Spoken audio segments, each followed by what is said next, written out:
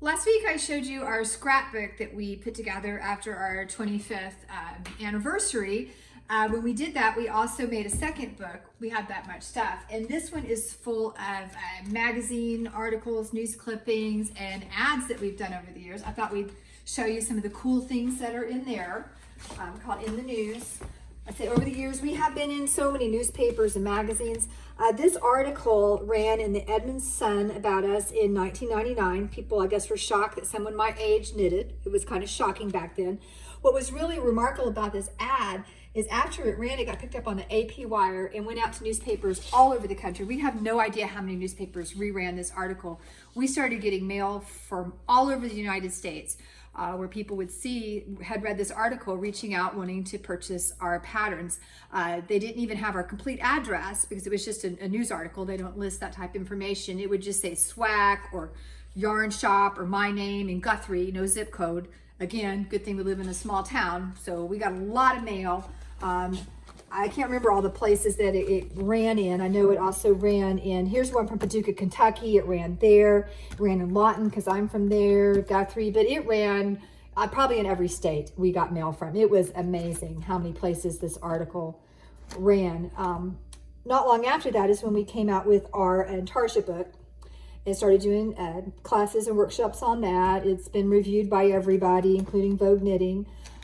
Back then, Canada had a very active knitting guild, and they reviewed our book here, said some nice things. I taught at the Creative Sewing and Needlework Festival. I believe that was in '99.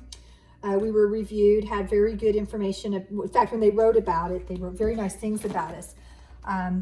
What I thought was cool is they did a whole, someone who went wrote about their experience. If you're not familiar with the Creative Sewing Needlework Festival in Toronto, it is a big deal.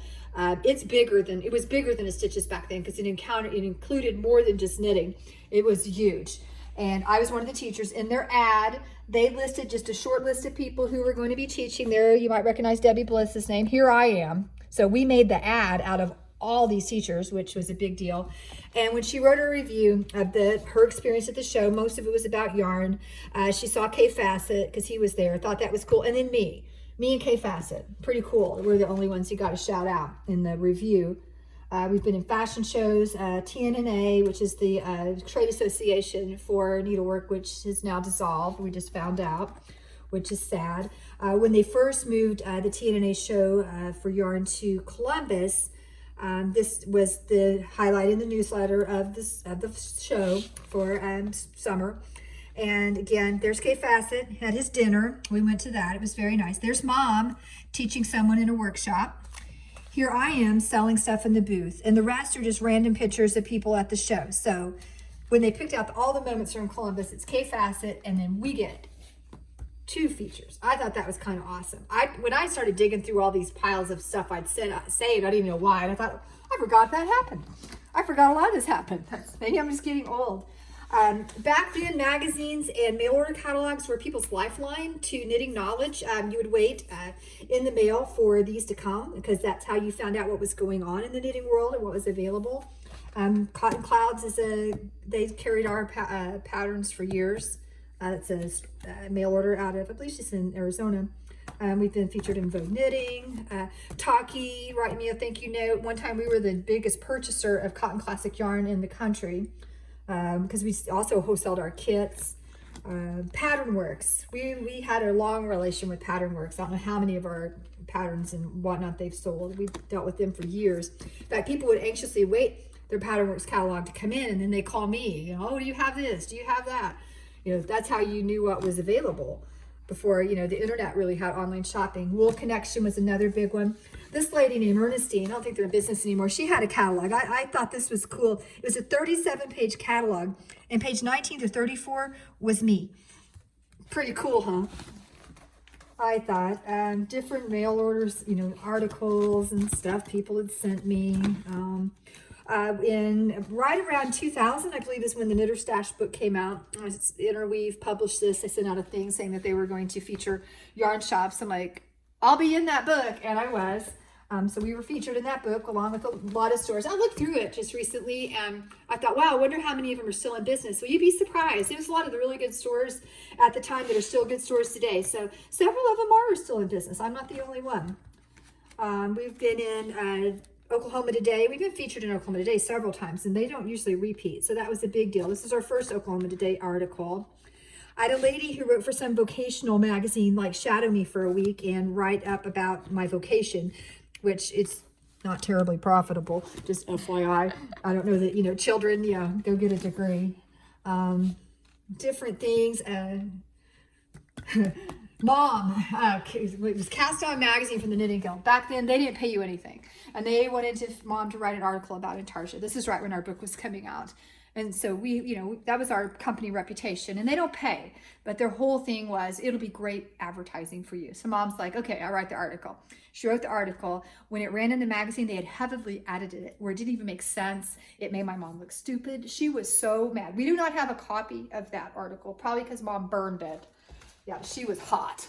You didn't do that to Mom. This is a letter from Dr. Yu from Oklahoma State University, who headed up the Design, Housing, and Merchandising department back then. This was in 2002. His class came and actually researched my store on how to merchandise. Pretty cool. We've been in all the knitting magazines. Back then, knitting magazines were so important for us. That's how we were able to advertise. That's how you were able to find patterns and yarns. They were really a lifeline as well. Debbie McComber, the New York Times bestselling author, has been here signing books. That's back when Mason was a baby. Here we are with Debbie McComber. We've had designs in different magazines. We've been Oklahoma Today again. Southern Living. This is a good story. Southern Living came to Guthrie and it came in my store. I was on my way back from Market in Columbus. I had driven and I'm in the car driving through, I'll try to PG this, Precious freaking Momentsville area of Missouri, where, if you've driven through there, it's billboards of walnut bowls and porn and Precious Momentsville. It's not my favorite part of the drive. So I'm driving through that and Mom calls and she says, Southern Living Magazine's here and wanted to know if it's okay if they took some pictures. I'm like, what? I was like, tell them to wait. I'll be there in 2.5 hours. Well, they weren't going to wait. I'm like, that store had better look good. So I wouldn't even hear. And we did get a little small mention. So yeah, but I was about to pass out. I thought, I can't believe Southern Living is in my store and I'm in Missouri. That's not right. Different articles. We've been in, there's a business section.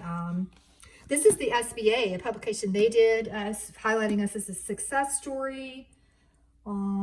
Best Main Street. There's a picture of us. Like I said, I had to really fish through all these newspapers to figure out why I'd saved them. Article about a couple of the girls who used to work for me, started a knitting club at the school. Been in the Journal Record. News leader. This is our first ad. And back then with these, you have to understand the technology and the printing was so much different than it is today. I had to actually draw these by hand. Mom would hand symbol our charts. We finally got a little fancier, but I've always published our own ads. Always. I never trusted other people to do them for me. And whenever newspapers would try to run ads for me, I'm like, I know you're missing the point. They don't know how to market knitting. And so I've gotten better over the years. Of course, keep in mind, what I have to work with has gotten a lot better. This was before there was even such a thing as a PDF. I used to have to take these little things, they'd all be taped together down into the city to get like a camera ready thing made and then send it off to butter it. Back then you were on Vogue. It was a big ordeal. Things are a lot easier than they are now. And then we were able to do more color ads, and that helped because color printing just wasn't a thing. So I saved all my ads. We've been shopping the Metro, everywhere. The sad thing is that I don't know that we'll have another book like this because print media is really becoming and has become a thing of the past. We don't have the newspapers and magazines to rely on for information along with for places for us to advertise. I know as a business owner, probably the last 10 years especially, maybe longer, have been really challenging times to advertise. When the web started popping with places to advertise in Facebook, you could reach a lot of people. Then they started clamping down where, no one sees your stuff. Instead, they're showing you a bunch of junk you never cared about.